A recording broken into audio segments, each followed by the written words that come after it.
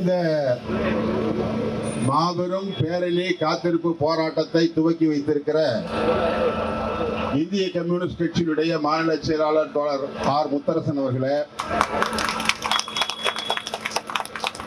இந்த போராட்ட தயாரிப்பு செய்து உங்களை எல்லாம் களத்துக்கு கொண்டு வருவதற்காக திட்டமிட்டு பணியாற்றிய டாஸ்மாக் பணியாளர் சங்கம் AITUC-யினுடைய தலைவர் தோழர் பெரியசாமி அவர்களே, பொதுச் செயலாளர் தோழர் தனசேகரன் அவர்களே, கோவிந்தராஜ் அவர்களே, இந்த களத்தில் இது கட்சி, அரசியல், தொழிற்சங்கம் சம்பந்தப்பட்டது அல்ல. இது ஒட்டுமொத்தமான தொழிலாளர்களுடைய பிரச்சனை என்ற முறையில் இங்கே வந்து கலந்து கொண்டிருக்கக்கூடிய டாஸ்மாகில் இயங்கக்கூடிய அத்தனை தொழிற்சங்கங்களுடைய நிர்வாகிகளே, தலைவர்களே, அருமை தோழர்களே, இன்னைக்கு வந்து தைப்பூசம் வள்ளலாரோட இது வேற. அதோட இன்னைக்கு தென்னிந்தியாவில் கம்யூனிஸ்ட் கட்சியை தோற்றுவித்த தோழர் சிங்காரவேலர் அவர்களுடைய நினைவு தினம். அவர் சாகிறதுக்கு முன்னாடி பேசினதால நானும் என்னுடைய மகனும் என்னுடைய பேரனும் அடுத்து இருக்க வர்றவங்களும் இந்த தமிழ்நாட்டிலும் இந்தியாவிலும் வாழக்கூடிய மக்களுடைய நல்வாழ்வுக்காக போராடி கொண்டே இருக்க வேண்டும் சொல்லிட்டு செத்து போனாரு. அவருடைய கனவை நாம் இன்னும் நிறைவேற்றி கொண்டிருக்கிறோம். பூசத்தன்னைக்கு வந்து நான் திருப்பரங்குன்றத்தில் பிறந்து வளர்ந்தவன். அறுவடை வீடுல வீடு அது என்ன அலுவலகப்பட்டு இருக்குன்னு உங்களுக்கு தெரியும். முருகனுக்கு அரோகரா போடுவாங்க, இங்க எல்லாரும் சேர்ந்து நமக்கு அரோகரா போடுறாங்க. அப்படி போடக்கூடாது அப்படிங்கிறதுக்காகத்தான் நம்ம வந்துருக்கோம். நமக்கு ஒவ்வொரு தடவை போனவன ஸ்டேட்டஸ் ஒன்று போறான்ல, என்ன தகுதின்னு கேட்கறான்ல. இப்ப நமக்கு என்ன தகுதி? அரசாங்கத்தில் வேலை பார்க்கிறோம், நம்மளாம் அரசு பணியாளரா இல்ல. சரி, அரசாங்கத்துக்கு சொந்தமா போக்குவரத்து கழகம் இருக்கு, நுகர்பொருள் வாணிப கழகம் இருக்கு, இப்படி நிறைய இருக்கு. அதுல எல்லாம் வேலை பார்க்கறாங்க, அவங்களுக்கு சம்பளம் இருக்கு, 4 வருஷத்துக்கு ஒரு தடவை பேச்சுவார்த்தை இருக்கு, பென்ஷன் இருக்கு, எல்லாம் இருக்கு. அந்த மாதிரி ஆளானமா இல்ல. சரி, இந்த கடையில வேலை பார்க்கறாங்கல்ல, வெறும் கடையில, அந்த கடைகள்ல வேலை பார்க்கறவங்களுக்கு சட்டம் இருக்கு, கடைகள் நிறுவனங்கள் சட்டம்னு ஒரு சட்டம் இருக்கு. அந்த சட்டம் நமக்கு பொருந்துமா? சட்டம் பொருந்தும். ஆனா தமிழ்நாடு அரசாங்கம் அது இவங்களுக்கு மட்டும் பொருந்தாது அப்படின்னு சொல்லி விளக்கு கொடுத்துருக்கு. நம்ம ஊர்ல பலசர கடை, மளிகை கடைன்னு சொல்லணும், காய்கறி கடைன்னு சொல்லணும், இப்படி ஒவ்வொரு கடை சொல்லணும். வெறுமன கடைன்னு சொன்னா எந்த கடை? வெறும் கடைன்னு சொன்னா நம்ம கடை தானே. ஆனா வெறும் கடை கடைகள் நிறுவனம் சட்டம் பொருந்தாது அப்படின்னு சொல்றேன். அப்படின்னா 20 நாளைக்கு ஒரு நாள் லீவு கொடுக்கணும், எல்லா உரிமைகளும் வந்துடும். ஆனா அதுவும் கொடுக்க கூடாது. கடைகள் நிறுவனங்கள் சட்டத்துக்கு மினிமம் வேஜஸ் இருக்கு, மினிமம் வேஜஸ்க்கு பஞ்சப்படி இருக்கு, இதெல்லாம் இருக்கு. சட்டப்படி இவங்க புதுசா ஒண்ணு சட்டப்படி நம்முடைய உரிமையை அங்கீகரித்திருந்தாலே நமக்கு இதெல்லாம் வந்திருக்கும். ஆனா அதெல்லாம் கூட சட்டரை இழுத்து பூட்டிட்டாங்க. ஊர் ஜனங்களுக்கு சட்டரை திறந்து விட்டான், ஆனா நமக்கு சட்டரை இழுத்து மூடிட்டான். அப்ப இதை எதிர்த்து போராடுவது அப்படிங்கிறது தொடர்ச்சியா போராடிக்கிட்டே இருக்கும். காவல்துறையில இருந்து கேட்டாங்களாம், இது உங்க அரசாங்கம் தானே, நீங்க போய் போராடலாமா அப்படின்னு நம்ம தலைவர்கிட்ட கேட்டாங்களாம். எங்க அம்மா தான். ஆனா நான் அழுகாமையே இருந்தேன்னா எங்க அம்மா பால் கொடுக்க மாட்டான். அழுத புள்ளதான் பால் குடிக்கும்.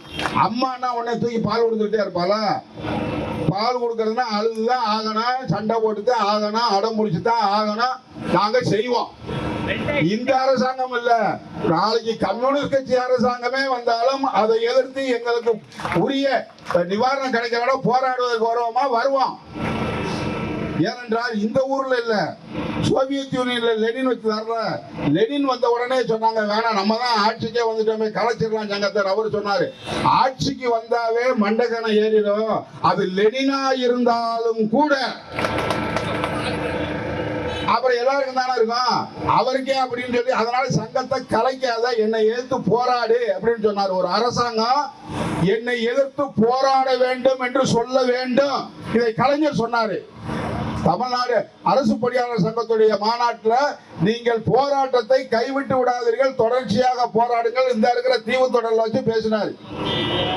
ஆனா இப்ப போராடினா நான் அங்க வரும்போதே கைது பண்ணிடுவேன், ராணிப்பேட்டையில டோல்கேட் இது வரைக்கும் காசு வசூல் பண்றதுக்கு தான் வச்சிருந்தாங்க. இப்ப நம்மளை கைது பண்றதுக்கு வச்சிருக்காங்க புதுசா. டோல்கேட்ல கைது பண்ணிடுவேன். வீட்லயே நம்ம திருமூர்த்தி வீட்லயே ஹவுஸ் அரெஸ்ட் தான். அவர் என்ன துப்பாக்கி கொண்டு எடுத்தாரா, வெடிகுண்டு செஞ்சாரா, என்ன பண்ணாரு, வீட்டுல ஹவுஸ் அரெஸ்ட். ஏன்னா அப்ப இந்த மாதிரியான முறையில் என்ன திருப்பரங்குன்றத்துல 144 போட்டான், 144 தடை உத்தரவு. 3 பேர் 2 பேருக்கு மேல போக கூடாது, 2 பேருக்கு மேல போக கூடாது. ஆனா 144 இருக்கும்போது அரசாங்கத்தினுடைய வழக்கறிஞரே போய் நீ வேணா பழங்காலத்துல ஆர்ப்பாட்டம் நடத்திக்கன்னு சொன்னாரு. 144 இருக்கும்போது அந்த கோயிலுக்குள்ள அது தமிழ் கடவுள் முருகன், அங்க கட்சி கொடியை பிடிச்சிட்டு இந்தியில கோஷம் போடுறான். 144 இருக்கும்போது அரெஸ்ட் பண்ணி உள்ள வச்சியா? நீ உள்ள அரெஸ்ட் பண்ணி வச்சியா? என் டாஸ்மாக் காரன் அங்க இருந்து வேன்ல வந்திருக்கும் போது அரெஸ்ட் பண்ணி உள்ள வைக்கிறியா? 144ல சேர்ந்து நின்று அரெஸ்ட் பண்ண கோயிலுக்குள்ள கோஷம் போடும் போது அரெஸ்ட் பண்ணியா நீ? அப்ப தொழிலாளினா உங்களுக்கு என்ன கிள்ளுக்கிறியா? தொழிலாளர் கொள்கையில பிஜேபி அரசாங்கத்துக்கும் திராவிட மாடல் அரசாங்கத்துக்கும் வேற்றுமை இருக்கிறமா இருக்க வேண்டாமா? வேற்றுமை இல்லாமல் போகும் அப்படின்னு சொன்னா அது என்ன வகையான நியாயம்? ஆகவே நமக்கு பணி நடந்தா வேணும். எங்களுக்கு என்ன சம்பளம் நீ எங்களோட பேசி முடியாதா? அரசு பணியாளருக்கு என்ன சம்பளமோ அந்த சம்பளத்தை எங்களுக்கு கொடு. மூணாவது, நாங்களும் ரிட்டையர் ஆனோம்ல, நம்ம வந்து சேர்ந்து ஒரு குறிப்பிட்ட தோழர்கள் ரிட்டையர் ஆயிட்டாங்க. இப்பவே ரிட்டையர் ஆயிட்டாங்க. அடுத்து ரிட்டையர் ஆகிறதுக்கு இன்னும் பல 100 தோழர்கள் தயாரா இருக்காங்க. நாங்க வெளியே போன பிறகு ஒண்ணுமே தெரியாம போய் எவனாவது சோறு விடுவானா, எப்படாவது வந்து எப்ப வந்து உயிர் எடுத்துக்குவான்னு சொல்ல கௌரவமற்ற வாழ்க்கை எங்களுக்கு இருக்கக்கூடாது. இவ்வளவுனா கௌரவமற்ற வாழ்க்கை இருந்தது போதும். டாஸ்மாக்ல வேலை பார்க்கிறோம்னு சொன்னா நம்மளை எவனாவது கௌரவமா பாக்குறானா?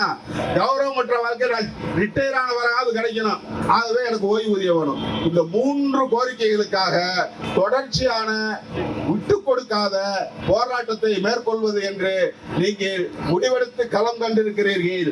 போராட்டங்கள் ஒரு காலத்திலும் தோற்றதே இல்லை. போராடித்தான் இந்த உலகம் முன்னேறி இருக்கிறது. போராடுங்கள், வெற்றி பெறுவீர்கள். AITUC எப்போதும் உங்களோடு எப்போதும் போல கூட இருக்கும். வாழ்த்துக்கள். நன்றி, வணக்கம்.